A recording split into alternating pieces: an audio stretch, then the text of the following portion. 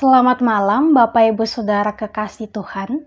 Pada malam hari ini dalam perenungan malam kita bersama-sama akan berdoa bahkan merenungkan firman Tuhan. Namun sebelum itu mari kita meminta pertolongan Tuhan lewat doa. Kita berdoa. Tuhan, kami bersyukur bahwa pada malam hari ini kami masih diberi kesehatan, kekuatan, bahkan masih dapat merasakan kebaikan Tuhan. Saat ini Tuhan, kami hendak bersyukur atas berbagai kebaikan yang Tuhan lakukan bagi kehidupan kami melalui perenungan akan firman Tuhan malam hari ini. Tuhan kenan berkati kami, buka isi hati kami supaya kami dimampukan untuk mengerti bahkan memahami kebenaran firman Tuhan dan melakukannya dalam kehidupan kami hari lepas harinya. Untuk itu bersabdalah ya Tuhan, karena kami telah siap sedia mendengarkan firman-Mu. Amin.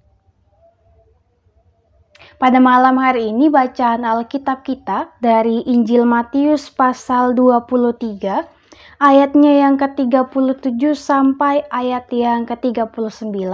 Firman Tuhan, Yerusalem, Yerusalem, engkau yang membunuh nabi-nabi dan melempari dengan batu orang-orang yang diutus kepadamu.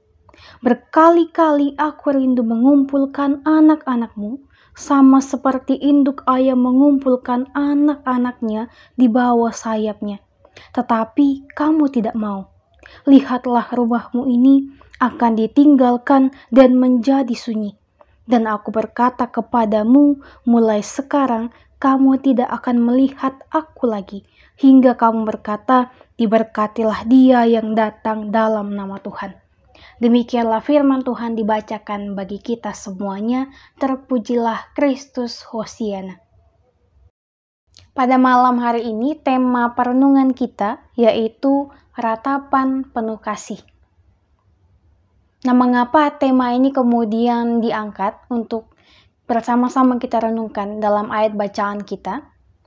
Kalau kita mengacu kepada bahan perenungan kita malam hari ini dari Injil Matius pasal 23 ayat 37 sampai ayat yang ke-39, kita melihat bahwa Tuhan Yesus yang sangat-sangat menyayangi umatnya, walaupun umatnya melakukan berbagai kekejian, melakukan berbagai kejahatan yang membuat Tuhan sedih, tetapi ia tidak henti-hentinya merawat umatnya.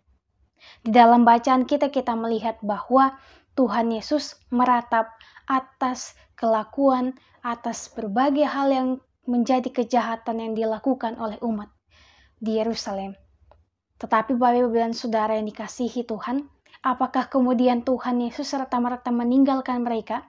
Ataupun kemudian tidak mau datang ke Yerusalem? Ia melewati Yerusalem untuk ke kota-kota selanjutnya, untuk melakukan mujizat, melakukan berbagai macam penyembuhan, dan juga memberitakan firman Tuhan dan melewati Yerusalem? Tentunya tidak. Tuhan Yesus walaupun ia melihat bahwa setiap umat di situ ada yang menolak dia, ia tetap dengan ketulusan hatinya, ia menyayangi umatnya, ia tetap datang untuk memberitakan firman Tuhan, memberikan mujizat-mujizat yang walaupun ditolak tetapi ia tetap melakukannya. Kalau di zaman yang sekarang ini ketika kita merasa mendapatkan penolakan, tentunya perlahan demi perlahan mungkin saja hati kita merasa tidak kuat sehingga kita perlahan-lahan mundur untuk tidak melanjutkannya lagi. Tetapi ketika kita melihat cerita Tuhan pada malam hari ini, betapa luar biasanya Tuhan kita Bapak Ibu dan Saudara. Di tengah-tengah penolakan yang terjadi, di tengah-tengah kejahatan yang dilakukan oleh umat Israel, oleh umat Tuhan di Yerusalem, Tuhan tetap mengasihi mereka. Walaupun kemudian di ayat yang ke-39 dikatakan demikian, dan aku berkata kepadamu, mulai sekarang kamu tidak akan melihat aku lagi, hingga kamu berkata, diberkatilah dia yang datang dalam nama Tuhan. Nah, kata-kata ini bukan berarti bahwa Tuhan Yesus meninggalkan mereka, bahwa mereka tidak akan melihat Tuhan Yesus lagi. Tetapi yang dimaksudkan Tuhan di sini adalah barang siapa yang menolak Tuhan, yang tidak mau melakukan kehendak Tuhan, tidak akan melihat Tuhan. bukan artinya melihat Tuhan bahwa Tuhan meninggalkan mereka atau meninggalkan kita, tetapi pancaran kasih Tuhan yang ada dalam diri kita itu tidak terpancar dengan sangat baik di dalam kehidupan kita, dan kita pun akan selalu merasakan kenikmatan duniawi saja. Kita tidak akan merasakan kenikmatan yang diberikan oleh Tuhan, sebab kita tidak mensyukurinya dan kita menolak anugerah Tuhan yang telah diberikan bagi kita. Untuk itu Bapak, Ibu, dan Saudara yang dikasihi Tuhan, di dalam perenungan kita pada malam hari ini, kita melihat bahwa Tuhan Yesus meratap dengan kasih-Nya, dengan penuh kasih-Nya Ia meratapi berbagai macam hal yang dilakukan oleh umat Israel.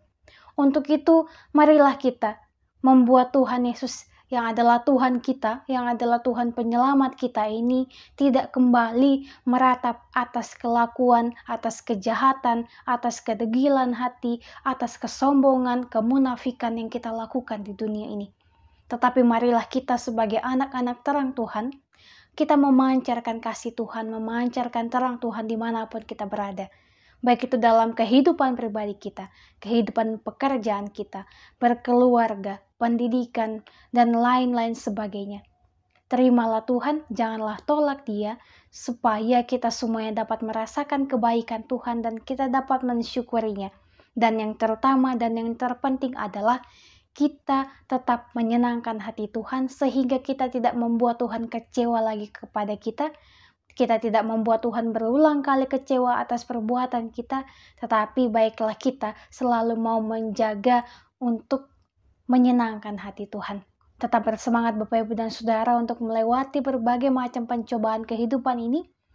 Percayalah bahwa akan ada masanya Tuhan memberikan kita kebahagiaan sejati yang telah dijanjikan bagi kita sekalian. Amin untuk firman Tuhan pada malam hari ini. Bapak, Ibu, dan Saudara, kita akan berdoa. Untuk itu mari berdoa. Ya Tuhan, terima kasih untuk setiap anugerah yang tiada henti-hentinya kami rasakan. Terima kasih untuk kesehatan, terima kasih untuk berkat Tuhan yang begitu luar biasa yang telah kami terima di hari ini.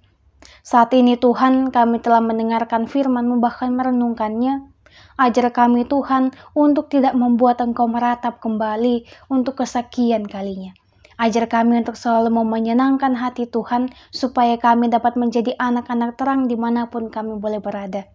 Tuhan berkenanlah atas kehidupan kami, Tuhan berkenan atas kehidupan pribadi kami, kehidupan keluarga kami, kehidupan pekerjaan kami, dan semuanya. Tuhan tolong bantu kami supaya kami dapat selalu mengarahkan hati kami hanya kepada Tuhan saja. Dan kami menempatkan Tuhan sebagai yang pertama dan yang terutama dalam kehidupan kami. Untuk itu Tuhan berkati kami, sertai kami, ampunkanlah segala salah dan dosa kami. Sertai kami Tuhan, tuntun setiap langkah kami. Inilah kami Tuhan yang datang berseru kepadamu. Jaga lindungi kami ketika kami akan beristirahat pada malam hari ini, sehingga besok pagi dengan perkenaan Tuhan kami boleh kembali dibangunkan dan merasakan kebahagiaan dan sukacita yang penuh bersama dengan Tuhan. Ini kami Tuhan, di dalam nama Tuhan kami telah berdoa dan mengucap syukur hanya kepada Bapa di surga. Amin.